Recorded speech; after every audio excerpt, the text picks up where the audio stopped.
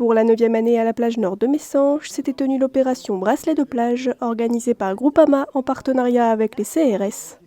Ce sont des bracelets plastiques à usage unique qui s'attachent comme des bracelets de sécurité qui permettent de noter à la fois le prénom de l'enfant et le numéro de téléphone de la personne à joindre. Ce qui permet de pouvoir contacter les parents, alors soit par le poste de secours, soit quelqu'un qui voit qu'un enfant est garé sur la plage et qui contacte directement le numéro qui est ainsi noté.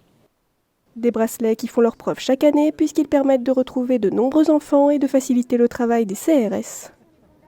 Il y a plus de 150 000 bracelets distribués depuis sa création, avec 150 enfants retrouvés pour l'an dernier sur le territoire national, avec une fréquentation avoisinant les 5 000 personnes sur la plage quotidiennement. Il est de nature à avoir plusieurs enfants égarés dans la journée. Et ces bracelets nous font gagner un temps considérable.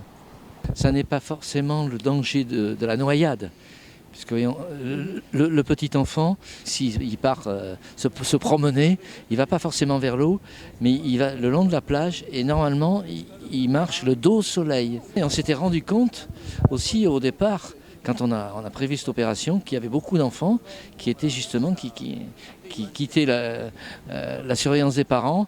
Et donc les CRS, ils étaient distraits de leur opération de sécurisation de la noyade par des opérations comme ça, à tort et à travers.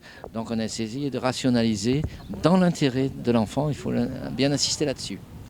Le bracelet est gratuit et peut être demandé au poste de secours durant tout l'été.